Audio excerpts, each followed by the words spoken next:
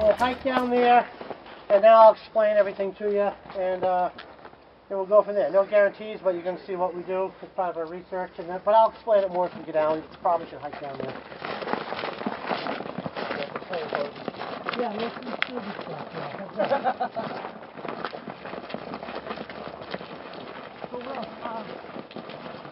what I'll do is you should be behind everybody.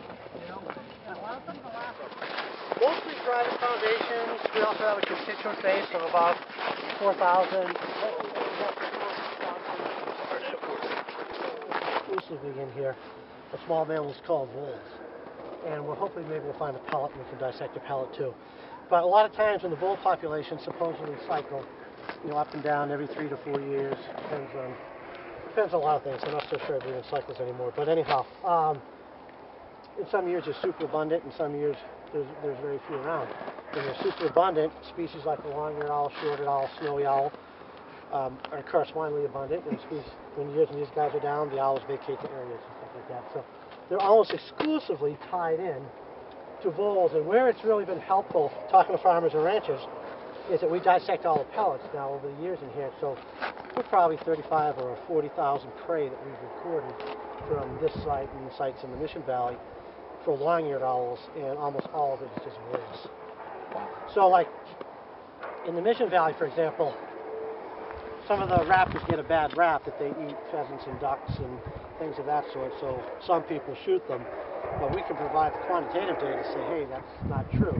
In some cases, they do, but in most cases, depending on the species, they don't. So this is where something like pellet analysis can come in handy, particularly when talking to farmers and ranchers, because you can tell them, hey, these guys are eating voles and mice that eat your crops year-round. You don't have to pay them. They're out at night in the owls, day in the hawks, and they're really beneficial to you. And now the concept of the barn owl as agricultural owl, that's really good for farmers and ranchers because they live in your barns and your sheds and all that, and at night they hunt these fields and eat rodents, is very appealing to farmers and ranchers, which goes into the whole thing about wildlife biologists, scientists, etc. in our field. You got to have good public communication skills, and that's always been the knock in science, is that these scientists go out and they do these studies, they publish it in these eccentric journals, nobody knows about it. Our thing over 20-something years is our ability to communicate with the public, bring people in the field, not just wildlife biology classes, but the public as well. But anyhow, I just wanted to illustrate that for you guys. We'll keep going. How you guys doing? Okay? Take it away. He was more interested if we wanted to hunt. We said, no, we don't want to hunt. We want to, do some research, look for some birds and all that stuff. So that was 27 years ago. They didn't understand it, but they were like, yeah, it sounds pretty harmless. And since then, we've become friends. And one of the big things about that is, working on private lands. There's a lot of state conservation, federal and all that, but working on private lands really opens up a lot more land to you, and it develops relationships that are really important in wildlife biology. So anyway, we came out here, started this study 27 years ago. There was only one nest of a long-eared owl ever known in the Missoula Valley, I believe, at that time. That was over 27 years ago. And since then, now we've found 230 or so nests in these areas. The initial question, which I guess you guys will all have to do. Sometimes I don't like the way it's phrased, what is your scientific question, but it's kind of the protocol we follow. The initial question here was, are communal roosts, so these birds can occur communally in the wintertime, so you can have 2 or more birds in a communal roost. Very often we have 5, 6, 7, 8, 10, sometimes really big numbers. Are they related? And that's what we wanted to know initially. Are they related? Well, how were we going to get to that? Particularly back then, too, when we initially started, where the genetic stuff wasn't, quite to where it is these days. So we figured, all right, let's get them all banded. And then we got them all banded. We said, well, that's great. That's still not telling us anything. Then we realized we'd have to find nests to get all the adults and the chicks banded as well. And if we did that, that might tell us if these are actually family groups that we find in the wintertime. So 27 years later, we can tell you that no, they're not. Very, very rarely are related individuals in the same area here. And then I started this Owl Research Institute, oh gosh, it's been, again, 25, 6, 7 years ago. And this is something to consider. I don't know where you guys are going in wildlife biology or anything like that. Traditionally, the university, the feds, and the state are the traditional homes of wildlife research. what we've seen in the last 20 plus years or so is you've seen these split-offs where people and or groups are saying, you know, I don't want to do that. I want to study the animals I want to study, or I want to be independent. And so for me, it was the frustration of maybe not being out in the field if you were lucky to get a job in one of the 3 areas I just described. And I noticed that when I was at university that, you know, people didn't go out. And then when I worked with the feds and the state, people didn't go out that often. And I wanted to be out in the field like we were doing for a job. So I started the Owl Research Institute. It was a nonprofit organization, a 501c3, where I raised money from foundations, constituent base, and corporations, etc., to fund all of our research and do what we want. And it's actually turned out to be pretty successful. So it was for selfish reasons, but it was for reasons that I wanted to be a full-time field researcher and not just go out like periodically in the summers, or even get stuck behind a desk. And not that we don't need that. I mean, we definitely need that. We need politicians and bureaucrats and administrators and all that stuff. But I think that we're missing out. We're losing wildlife biology as a field profession. And now everybody just sits in front of computers and watches things fly around, satellites, which, you know, offers some really good data, but you got to combine both, I think. And so I started that. So it's something to think about for your futures. You know, where do you want to be? Do you want to be with the traditional groups, or do you want to maybe go work for a nonprofit that is doing other things, or starting your own? I mean, there's a lot of things to do. And another thing, too, that there's something to consider as you gather all these skills is being natural history guides. That's something that's actually kind of neat. It's been dominated by bird watching tours and tourism, where people like myself or Rad and others take people on professional guided tours to bird watch, etc. Bird watching is a big, big market. And you can actually get to travel all around the world and see all kinds of cool wildlife and learn quite a bit. We tend to be a little broader, where, you know, it's mammals, birds, reptiles, amphibians, and all that stuff. We try to cover as much as we can. So that's another option. So when we're not doing research, or when I'm not doing research, I get to take people to Africa and Central America, you know, Australia, New Zealand, and places like that, just to look at wildlife and talk a little bit about wildlife. So the more diverse you are, the better it's going to be if you're, you know, going to go into a profession like that. Yes and no. We're always looking for better techniques. We're probably going to put some satellite transmitters on snowy owls here in the future. Right now, that's the hot thing to do throughout the snowy owl breeding ranges. Everybody's attaching a satellite transmitter to a snowy owl. And actually, it's good, but, you know, here's where I'm contradicting myself. Well, what are you really after? And so, is it just to put a satellite transmitter on any animal? Well, what's the purpose of it? Just to see it float around on a map, fly, walk, etc.? I mean, we need to, like, fine-tune that and say, okay, what are we trying to get out of this? Why are we doing it versus are we just letting everybody attach stuff to animals just to see them walk around? And has that really given us more information than we didn't already know? And then, of course, we need to do it long-term. Just to go throw something on an animal and watch it walk around for a season and say, oh, yeah, the grizzly went up, you know, this creek and down that creek, went over there, cut through the backyard, went over here and did this and that. Okay, yeah, big deal. But if we did it through 5 years, we might say, oh, look, it repeated itself, or this is actually where it lives, and this seems to be the boundaries. It spends so much time in these core areas. So we have to ask, you know, what are we doing it for? And is it just because it's a cool thing to do with the technology that we have, or is it really something that we can get out of that's beneficial to the animals? That comment that you made about the owls spending their winters in Russia or in the Arctic, can you kind of talk about that a little bit? Yeah, I mean, actually. Why was that so advantageous for them? Because they hunt at night? And it's well, we don't even know if it's advantageous, but maybe it is. But what we did learn is that these females, we put them on the female owls, and we chose them because we could actually catch them. And they were a little bit bigger, and we were still trying to figure out what works as far as the size of the transmitters and how much they weigh. And to our surprise, actually, but not to the native surprise, which again goes back to, you know, sometimes white man science, is the owl stayed in the Arctic all year long, in the snow, in the dark, on the ice. They went out to the areas in the Bering Sea that we believed were just, you know, frozen sea out there, and they concentrated there for a little while. Like, what's going on? Well, we also learned that there's polynyas out there, which are open areas of ice due to upwelling currents. And these polynyas, and you can have cracks in the ice, so the ice isn't always totally frozen. So these polynyas recur in certain areas year to year. and this is where seabirds and sea ducks that don't migrate out of the Arctic will spend their winters, and they dive to feed and come up. And we suspect that the owls were hanging out there to eat sea ducks and seabirds, which was kind of new to us, but then once again not new to the natives who live in these areas. They say, oh, the snowy owls, we see them all winter long. Then they went up after that, and then they flew all the way to Russia, and flew far into Russia. And according to the satellite stuff, we thought, well, maybe they bred, maybe they didn't breed, but we were making inferences, not observations at that point here. Then, like the following year, winter, they went back to those areas along the coast or out in the Arctic Ocean. Then they came back to Alaska. Then they went to Canada, and they came back. So we learned quite a bit. They didn't do the traditional north-south migration. They were doing this east-west thing. And is that really a migration? I don't know. Maybe it changed the definition. So it gave us some insights into that. And the positive thing was we were able to calculate this owl flew 40 miles a day for 20 days, across, from Russia to Alaska, or from Alaska to so-and-so.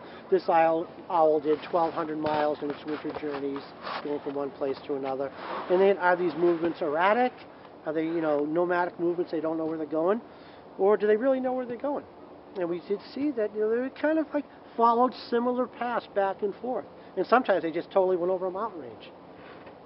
Okay, so going back to the long-eared owls, we look at eye color. What we notice, owls throughout the world, there's about 250 species. They have three basic eye colors. They have yellow, brown, and then kind of this orangey, reddish eye color, which is uncommon but nonetheless distinct. Here with the long-eared owls, they have a yellow eye. But what we notice, it's kind of fairly deep yellow eye. I'm trying to look at something yellow, maybe like that Nikon emblem right there. But then every once in a while we get one that has a really pale, very lemon-colored eye, and we're not sure what that is. So we just make note of it. Eyes yellow, then every once in a while, probably 1% or so has this lemon-colored eye. And we've kind of looked at it. It doesn't seem to be sex-related. Doesn't seem to be age-related. So maybe it's just a little variation in there that might not mean much, but we don't know. So we look at eye color as well. Are the birds pretty tame, or are they tame, like in hand? Yeah. Females are more aggressive than males, as we find out everywhere. I'm just kidding. But we do find in the owl world, I gotta tell you this, that the males tend to be kind of laid back, cool, all that stuff. But females can be a little ornery when we handle them. The girl researchers don't agree with me, but I'm absolutely correct on this. All right. And aren't they larger as well, Denver? And the females in almost all species of owls in the world are larger than the males. Some people would say they're more dominant over males. That could be the case, but males are quicker, so they can get away. Yeah, they are larger, and it's called reverse size dimorphism, or sexual size dimorphism, where one species is larger than another. And, in elk, it's just the opposite, where males are distinctly larger than females. The theories behind that are female dominance, where maybe females can keep males from wanting to eat the young. That just doesn't make any sense in an evolutionary perspective. Why would you want to kill your own young after you just went through all that and eat them? But that was one of the early theories, that they got to protect them from the males. Another is you got to protect the nest. But males engage in most of the nest defense all the time, so that doesn't quite add up. Some of the other theories were partitioning of food, where females will be able to exploit a broader niche of food because they're larger in size, so they can take larger prey, where males have maybe a broader food niche prey. And when we do the analysis, for instance, on long-eared owls, if 90% of their diet, or 95% of their diet is voles, most likely males and females are eating the exact same thing. So that doesn't add up. Then there's been some theories on just fat reserves, or reserves during the breeding season, which seems to make more sense. The females have to get on the nest. They're totally dependent on the males. Only the females incubate and brood, so maybe you want to be a little bigger, have a little bit more mass, to have a lot of body heat, and also to be on the nest an extended period of time when maybe bad weather precludes a male from bringing food in. That seems to make a little sense. It's all theoretical, but that seems to make the most sense to me as why females are larger than males. But the other thing is we never talk about is, well, why are males smaller than females? And then some people say, well, that's because they can be more agile and better hunters, but are they really better hunters? We don't know that either. But so anyway, that's the case in almost all species of owls in the world. There are some exceptions, but almost all species, the males are larger than females, and also in most diurnal birds of prey as well, such as eagles, falcons, and hawks. All right, do you guys know what a northern hawk owl is? Okay, let's take a great horned owl and a snowy owl. All right, great horned owl and snowy owl. when we capture a great horned owl and we look at its feather structure, then we'll see that there's all these modifications on the feathers and the wings to reduce aerodynamic noise created by flying. So to kind of make silent flight. And then also you have a well-developed facial disc for funneling in sounds. The suggestion there would be that it's evolved these traits because hearing is probably very important in locating prey. Then if we looked at the snowy owl, which is just really a white great horned owl as it evolved through time, when we look at that, we see that it doesn't have the well-developed modification for silent flight. It doesn't have a well-developed facial disc. But when we think about where it lives in a a snowy environment where the wind is always blowing. All right, its ears are symmetrical, not as well-developed facial disc. So maybe vision is more important. And you can look at the hunting style. And vision is maybe more important in the snowy owl, even though they can hear well. Where hearing might be important in a great horned owl, even though they can see well. And so it just kind of depends. They probably use it all together. But it probably depends where the emphasis is. You can definitely see that if you look at their hunting style and their structural adaptations for somewhat silent flight or no silent flight. And you can even little owls like the pygmy owl and the saw-whet owl. If you look at them, the pygmy owl is a diurnal hunter, doesn't have the structural adaptation of the feather for silent flight, and if you watch them, they tend to hunt more by vision during the day. You look at the saw-whet owl, it's got all these structural adaptations for silent flight, and if they have well-developed facial discs, asymmetrical ears, and they tend to hunt by night, use the acoustical cues, even though everything is kind of like working together. But owls can't move their eyes, right? And everything is generally, guys, 250 species of owls in the world, only a few have been studied in order to give you this type of information in laboratory stuff. Yeah, and owls can't move their eyes, so there's is what be Kate some just said. variation. Yeah, there's like, I think they've worked on that one or two species, and there's like less than 1% eye movement, so we can look left and right and all that stuff. And the owl's eye is fixed in a socket in the sclerotic ring. But they may not have to move their eyes. People think they develop this really, really big eye because they want to let in as much light as possible to project the brighter image on the retina. That's why they've developed this huge eye with minimal movement. But they solved that problem by having, kind of like structural adaptations to their vertebrae, the cervical vertebrae of their neck bones, and they can rotate their head about 270 degrees. So can snowy owls rotate farther than, say, along a great horned owl that you were comparing to? Yeah, I don't know if they, who can rotate the furthest. I don't know that. I think if that they hunt it, if they depend more on vision, and sound. You never know. The Eskimos say that one of the ways to hunt snowy owls is to walk up to the owl in the field and look at it and start making a circle. And as the owl follows you all the way around, when it gets on the back side, you run real fast. And as it continues to follow you, twist its neck and falls over and dies. And so, but I don't know if one can turn their head more than another. Okay. But certainly, you got a single occipital condyle, you have a double occipital condyle, so it's really, restricting the movement. And then, the vertebrate structure is quite different in birds and mammals. And owls have 14 cervical vertebrae, and almost all mammals in the world have 7 cervical vertebrae. Team, how you doing? These guys had a lot of work to do while I was sitting there shooting the bulls. So, all right. So, you want to show Annette? And since then, he's volunteered. He's worked on projects in Alaska, Guatemala, Mexico, and Africa, and all that. And Matt's been all the places as well. But Matt, he volunteered to start chasing a girl who was working for us, and now he's taken over as our lead biologist. Captured, married her, yeah. Can't believe we let that happen. Matt's going to take over at the moment, and then, Steve, these guys can answer any of your questions as well. Yeah, so this is our setup. It's called a mist net. They come in different sizes. We call it a 4-inch mesh or 100 millimeters, and they get smaller for songbirds, doing songbird banding, or smaller owls at different sizes that you can use.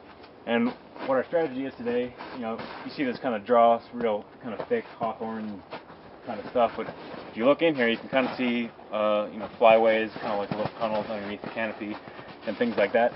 And what we're doing is this is a nocturnal species, so it's a species that likes to hang out in here during the day, and at night they go out in the open country. But during the day, they kind of want to stay in the shrubs. That's because they go out in the open, they get harassed by harriers and hawks and great horned owls and stuff like that. And so they tend to want to stay kind of low and fly, through the shrubs, stuff like this. And so we use that to our advantage. We're assuming that there's maybe an owl or two in here, we're hoping. And what we're going to do is we'll go around and flush from either side. And as we flush them, they'll hopefully stay in front of us and stay low instead of going up and around and up high. And then as they're flying through these tunnels, they hit this net, and then hopefully it doesn't get stuck on a branch like Steve, that. why don't you break that back, yeah. And you can kind of see these little bags in this net, and they just kind of get wrapped up. You know, we're right behind them to catch them, or to unravel them, and untangle them, and get them out relatively quickly. So that's kind of the idea. Doesn't always work. Yeah, easier said than done. But that's our strategy that we're going to use today for this species. So. And again, we don't know if they're here. We're taking the the chance that they are. So what we're going to do next is we're going to take you guys. We're going to put you up in the brush. You're going to have to sit there and be patient with us, and then we're going to start our drive. And then we make. Okay, hey Steve, where do you want to go? Okay, cool. So the thing is, Case, we try to keep. And Steve's heading in here. See, we don't want the owl to double back on us, so that's why we try to keep even here. Steve, so he's up in front of you, huh? Yep. Okay, I can't. We're going through here now. Okay. Pretty slow. Over on the edge again. Okay.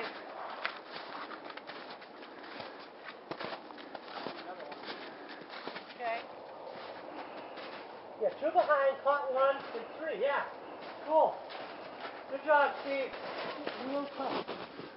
All right, Steve. Yeah. That's good, Katie. Once you do that, look back this way. You okay? Yep. Okay. All right, Steve, hold on a sec. All right, Katie, keep coming.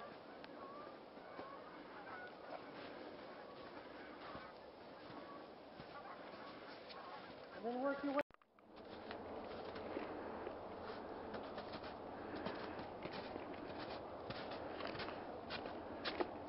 Why don't, Matt, you go up there with the bird.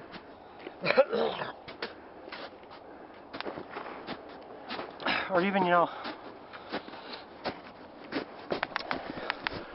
even just kind of hang tight in here.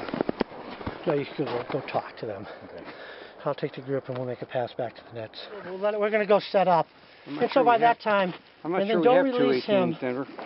We'll wait till you get back. I think we only Yeah, have because 118. Rat's going to do a bunch of adaptation photos for us with the macro. No. For the adaptation slide program. Okay. All right, let's see. Let's see, do we have 218s or just one? Should have two. And Okay. then you just hold on.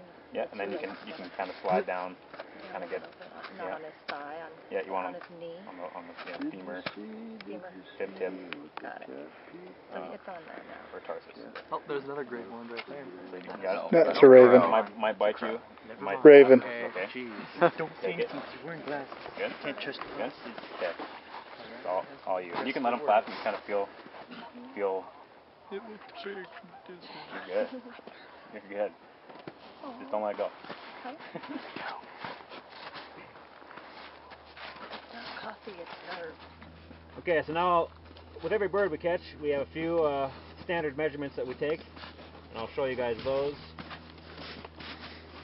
And this band is, we've already taken measurements on this bird, and what we try not to do is go back right away and look when we caught this bird and all the measurements. We don't want to bias, our measurements. We want to do this independently, and that's a way we can go back and look, and they're not always on. Sometimes they're way off, and that's good to know. We'll take all our measurements, predict its sex, predict its age, and then we'll look back and see the details. The next one we do is tail length, and so we go a little more invasive.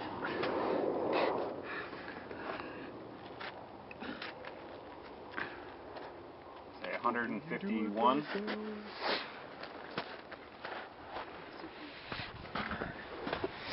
Still digging through that? He loves digging through poo. Still. I'm doing it just for your benefit. Thanks, Mr. P. Things I'll do for you guys. Horse skull. Pretty 6 or 7, 8. I was having Anyone see a little plastic sheet? You Okay, so now we're going to look at sex. You know, I was telling you the females look darker. But I'm just going to open up the wing. And I want you guys, independently, don't say it out loud, but just pick a color. I want you guys to come on this side. See. Pick a color that you think most represents the total underwing lining. Not one feather, not one particular place. But just pick a color in your head. Kind of turn it so everyone can... Everyone got a color? This is a soil chart. You know, a monthly soil chart for identifying soil color. What color do you pick? Second top left. What do you pick? Same one. You? Up there? So, I'm going to say this is an older bird. You know, we can't tell if it's 2, 3, 4, however old, but we know that it's at least 2 years, more than 2 years old, based on this.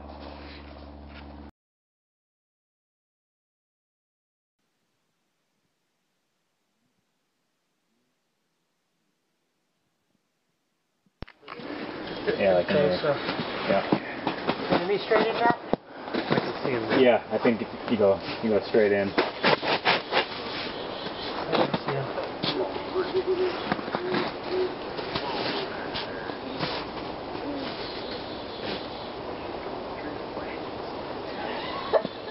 You're gonna walk about 6